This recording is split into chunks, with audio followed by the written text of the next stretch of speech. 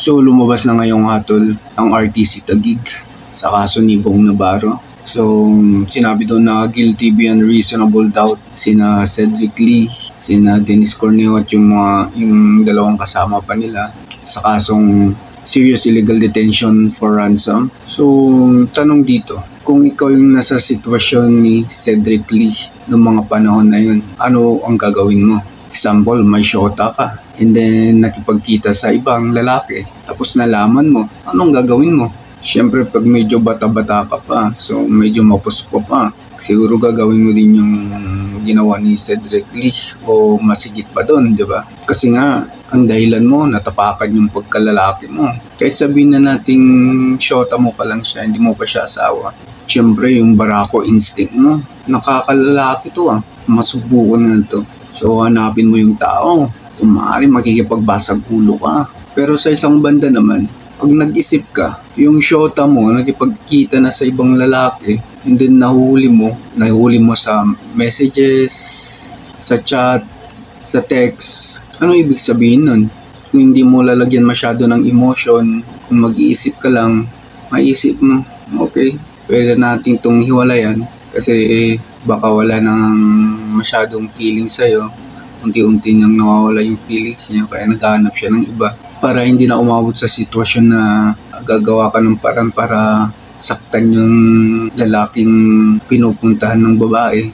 Yung gagamitin natin yung sinasabi nilang abundance mindset. Kapag ayaw na sa'yo ng babae, so ayaan mo na lang. Hanap ka na lang ng ibang babae kasi nga abundance mindset ka, marami ng babae dyan. Kung medyo emotional ka naman, hindi, mahal na mahal ko to, paglalaban ko to, kahit anong mangyari. Yun nga lang, may consequences pag may nangyari, masasaktan mo yung lalaki, pwede kang kasuhan, pwede ma-hospital yung lalaki, pwede kang makulong, pwede mo mapatay yung lalaki, o pwede ka rin mapahamak kasi mas magaling yung lalaki sa'yo. Pero sa sitwasyon na yun, mahirap talaga maging kalmado, mahirap mag-isip ng tama kasi emotional ka nga.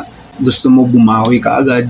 Pero pag-iisipin mo, pag wais-wais ka lang mag-isip, pwede mo naman hiwalayin yung babae. Kusana pa nila ng iba na mamahalin. Kasi ganun talaga ang pag-ibig. Kung para sa'yo, para sa'yo. Kung hindi para sa'yo, hindi talaga para sa'yo. Kung niloko ka na, ibig sabihin nun, hindi talaga siya para sa'yo.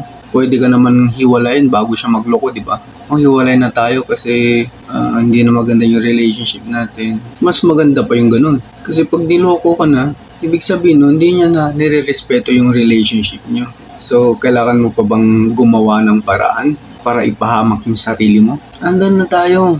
Inapakan yung pagkalalaki mo. Mas masakit yan kaysa sa physical na pagkikipagsuntukan o pagkikipagrambulan. Pero at the end of the day, ikaw yung mapapahamak, ikaw ma-hospital, ikaw makukulong. Kapag minalas-malas ka pa, ikaw ang dadalhin sa uling hantungan. Pero pag abundance mindset ka, tapos nangyari yung gano'n, sabihin mo, it's fine.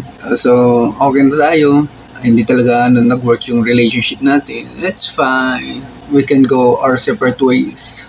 Then, hanap ng iba na naman hanggang matagpuan mo yung para sa'yo talaga, mag-stay sa'yo habang buhay. Sana ganun lang kakulang isang relationship na, okay, hindi tayo nag-work, sa iba naman tayo, subukan natin sa iba, baka yung iba yung para sa atin. So, walang samaan ng loob, minahal kita ng ilang taon o ilang buwan, so okay na yun, friends pa rin naman tayo, so kita-kits na lang, ganun ba? Pero pag asawa yun, ibang usapan yun, syempre may karapatan ka na doon. Ibang usapan na yung pag yung asawa mo nahuli mo sa akto, pwede yun, pwede kang mag-react violently doon, may exempt ka doon, under exceptional circumstances, pangyayaring yun. Pero pag shota naman, wala ka pang karapatan masyado niya. Nasaktan lang yung ego mo, gusto mo lang bumawi, kaya medyo kumalma ka lang pag gano'n. Siguro kailangan mo lang doon mga 2 red horse.